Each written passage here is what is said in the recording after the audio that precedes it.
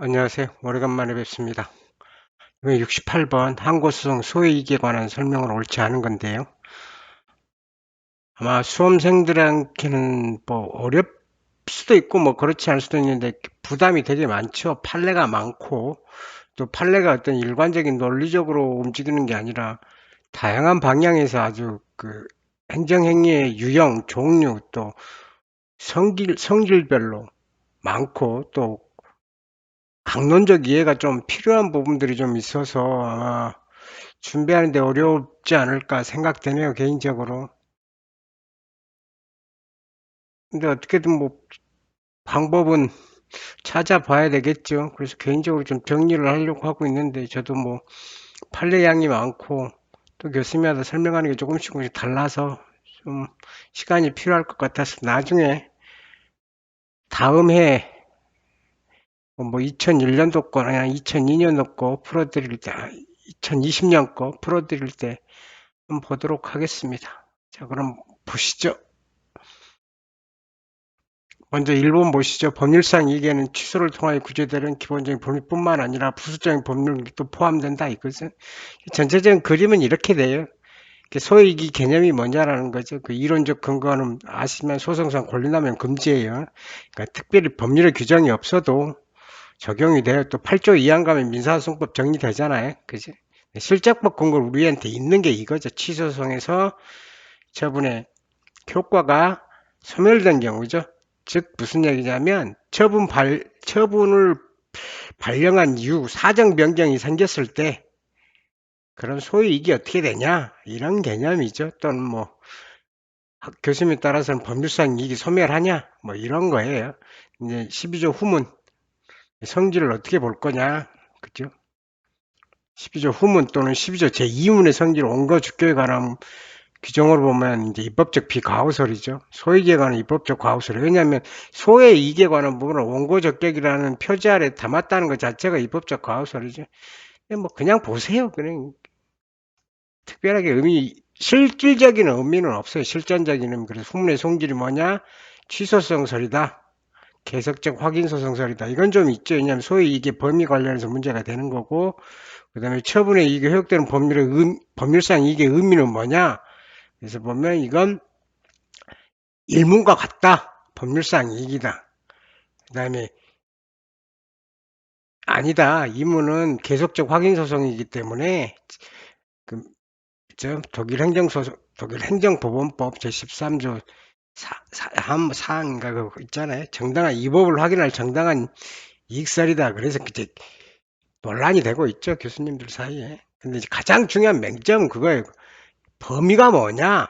모든 이학설이든 기본적으로 12조 1문의 법률상 이익에 대한 범위보다는 넓다는 거죠. 근데 여기에 초점이 맞춰져 있고, 그러면 그 범위가 어느 정도일 거냐라는 데 대한 논란이, 그럼 그걸 좁게 해석할 거냐, 그럼 광범위하게 해석할 거냐, 라는 개념이에요. 기본적으로는 판례를 보면 명예, 재산까지는 들어오죠. 지금 판례 입장에서. 그러면 다른 것도 들어오냐? 그래서 부수적인 법률상 이익이 뭐냐? 그러면 여기 보면 이제 제가 고등부분 판례를 들어왔는데, 왜냐하면 대부분 판례는 이 표현이 없어요. 그를 통하여 부수적으로 보호되는 법률상 이익. 이 표현이 없어. 이 표현이 들어있는 판례를 찾았더니 고등부분에 있네요. 그래서 부수적 이익이 뭐냐? 여기 보면 보세요. 징계처분에 관해서, 그죠? 봉급이 들어오죠. 그죠? 논단할 수 없을 것이다. 이렇게 똑같은 거죠. 제명의결도 마찬가지. 수당 들어오잖아요. 경제적이. 그치? 그래서 이제 여기는 이런 부분들을 써놓은 거고, 두 번째는 현실적인 거고, 이제 이게 두 개의 표제죠, 표제. 그럼 이 범위 안에 뭐가 들어갈 거냐? 이제 그게 판례에 관한 싸움이죠, 판례에 관한 싸움. 양이 너무 많으니까 한번 보시면 될 것 같아요. 그래서 부수적인 법률상 이익도 된다 이거지. 이게 이 표현이 들어있어서 제가 여기다 집어넣은 거예요. 보시라고.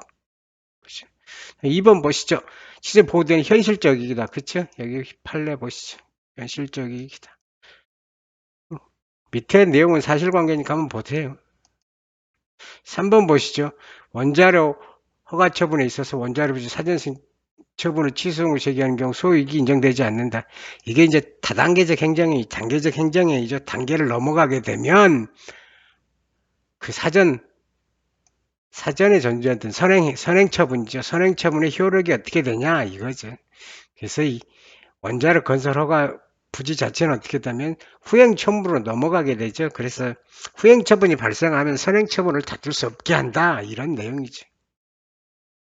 그 내용들을 제가 쭉 다당 행정행위라고 보여지는 것들은 다 써놨어요. 그 이전고시도 마찬가지. 이전고시가 발생하면 여기는 좀 다르죠. 복잡한 다양한 이해관계, 단체법적 이해관계가 생기니까 그걸 다툴 수 없게 그 이전에만 다투게 한다는 그 환지 처분도 마찬가지고요. 들어 있으니까 나중에 기회 되면 한번 보세요. 그 제일 중요한 판례가 이 판례니까 나중에 나올 거예요. 그때 보면 보도록 하겠습니다. 다투는 방법에 관한 문제이기도 하고요. 그래서 제가 다 정리를 해버렸어요. 왜냐하면 이렇게 정리하는 게 여러분한테 조금 도움이 될 것 같아서 제가 정리를 해버렸어요. 보시면 될 것 같아요. 그 다음에 강학사 인간경 기본행위 하자를 이유로 인가청구 취소를 구하는 소송소 인정되지 않는다. 다 아시겠죠? 공부하신 분들은. 인간은 기본적으로 어떻게 돼요? 사법상의 법률 관계를 공적으로 확인해주는 보충적 행위잖아요. 그러니까 기존은 어떻게 다퉜어요? 사법상의 하자는 사법상의 하자를 다투는 권리구제 방식을 택하고, 그죠? 두 번째, 그걸 인정해주는, 공적으로 인정해주는 그 인가 자체의 효력을 가지고 다투어야 된다는 거죠. 느낌이 뭐냐면 재결에 관한 소송 어떻게 돼요? 재결 자체의 하자로 다투라는 거죠. 이것도 똑같죠. 인가도 인가 처분, 인가 행위 자체의 하자를 가지고 다투라는 게 얘기예요. 그러니까 인가 처분을 다투면서 기본 행위, 즉 사법상의 행위에 대해 하자를 다투면 안 된다. 이렇게 된 거죠. 어떻게 얘기하면 보충적 권리 수준이 있는 경우죠. 더 간이한 규제 자, 사법행위에는 사법적 권리구제수단을 사용하고 인가처분에서는 공적인 권리수단을 사용하라는 얘기. 그게 들어있는 거죠. 유명한 판례죠. 5번 보시죠.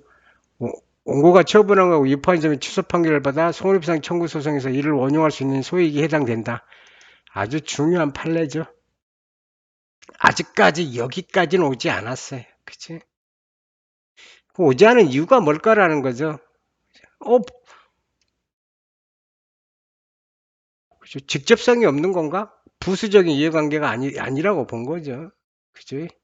장래 이해관계라고 본 거죠. 보시고 이 판례는 아마 다 아실 거고 어느 교수님 책에 봐도 다 있어요. 이 판례 한번 보죠. 손해배상할 예정인가 하도 달리 볼 건 아니다. 그죠? 똑같이 판례도 있다는 거 기억하시면 돼요. 이건 아직까지 그냥 처분의 위법을 이유로 손해배상 청구할 때 아시죠? 위법성에 기판력이 미치는지 안 미치는지 그것도 논란이 돼요. 사실은. 그지? 그러면 이게 이제 여러분들 상대적 위법성설 나오는 개념인데 처분의 위법성과 국가배상 청구 소송에서 위법성 차이를 어떻게 되느냐? 그 범위 넓고 좁음, 그죠? 그죠? 왜냐하면 손해배상의 기본적인 패턴은 불법이잖아요. 불법행위라는 손해배상이죠. 근데 처분 취소 소송의 개념은 뭐예요? 위법이잖아요.